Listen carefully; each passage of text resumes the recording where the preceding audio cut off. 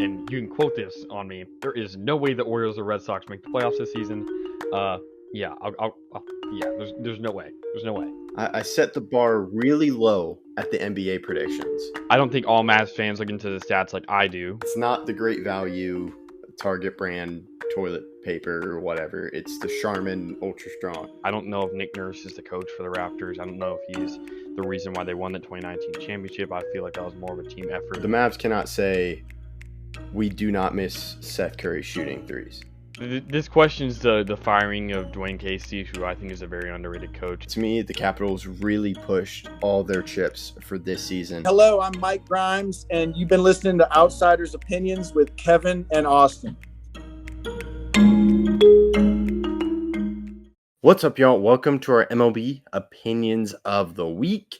And a team that got off to a hard start, and of course is the man next to me, Austin's favorite team.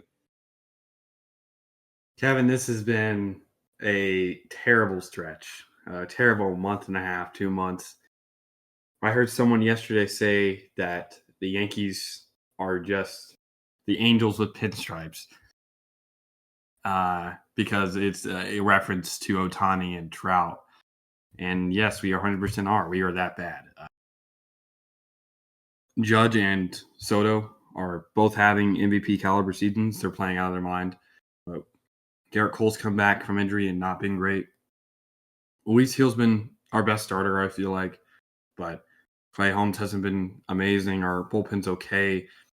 Every other hitter besides Judge and Soto is struggling, or at least has had struggles. It's been bad.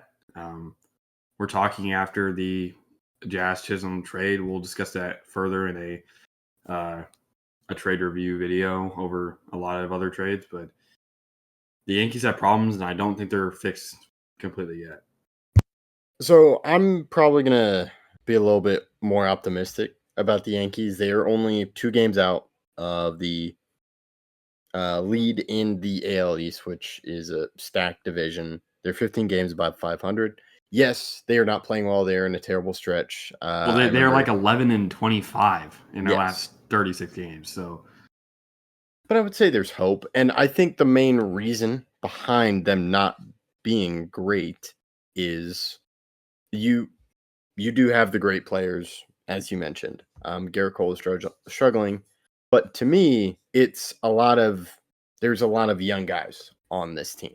You have, I think, Anthony Volpe, which a lot has been expected from him from shortstop. You have Torres, who's, I think, just been an inconsistent guy.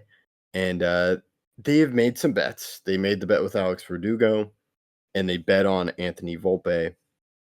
You have Austin Wells, who is actually struggling. I think he got off hot. It's just waiting on Austin guys Wells is playing well. He is like 2 something more.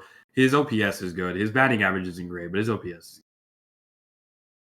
So I would just say it's a lot of inconsistent players around Judge and Soto, and they're just young players and they're needing to grow. But the thing with the Yankees is they want to be competitive now, and they need to be competitive. Well, need. And here's why. Soto is not signed next year, Kevin. We cannot afford a okay year. This is it. Soto could leave, and this would be the one chance with a guy who is the second best player I've seen in my entire life play for the Yankees. I guess that's technically false because I saw Jeter, but when I saw Jeter play when I was younger, he wasn't as good as Soto is now, just because that was the second half of Jeter's career. I wasn't prime Jeter. But there's problems regarding this team, and they have to be fixed immediately, or Boone is gone, and the team is completely different next year. Rizzo's dealt with injuries. LeMahieu's come back from injury and not been great. There's been a lot of problems with pitching. Nestor Cortez hasn't been great. Carlos Rodon started off hot and it's now been horrible recently. It's been a bad year, and this is it. This is the year. Again, if Soto ends up leaving, I will never forgive Cashman and Boone, because this has just been a terrible job regarding Aaron Judge's prime, and let alone that we get Soto, and this is how we turn out. I don't know. There's been Jason Dominguez is coming up to the AAA. He's coming back from injury. So he'll be able to play probably a month or two down there. And hopefully come September, he's called up because we need him. We need anyone who can put ball in play. Stanton is going to come back from injury. That injury is also hurt because he started to play well before he got hurt. But there's problems. And again, we it's not a want. Last year was a want. Year before that's a want. This is it because there's no guarantee, Kevin, that you're going to find a player like Soto to play next to Judge for the rest of Judge's tenure. We are the Yankees, but Soto is a MVP caliber player, and there's not that many of those. Yeah, I understand that, especially with the start they did. I would say there's still a lot of time to be figured out. It's definitely frustrating, but I would just say this is kind of what they have to do. I've kind of been on the idea that Cashman needs to go, Boone has to go, just because to me, they don't have the idea of what baseball is right now.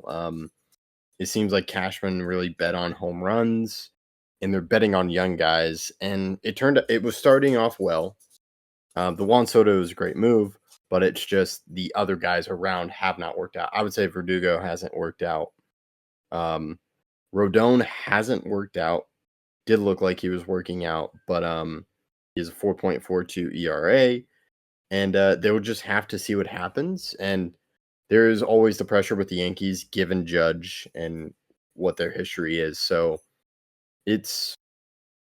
they'll have to see, but it's definitely a bad stretch. However, I will say the Rangers had a terrible stretch last year, almost on the verge of not making the playoffs, and then they ended up winning the whole thing. So it's a long season. There are always going to be valleys and peaks, but you just want to minimize. And that's something where I think a young team can have a bad valley, which I think they are having right now. And it's just how do they get out of it? And I would say the Jazz Chisholm trade, which we'll talk about more, is kind of a sign of the management trying to force them out of this valley. Yeah, I don't know. A change has to happen, I feel like, at this trade deadline, more than just the Jazz trade. Or there will be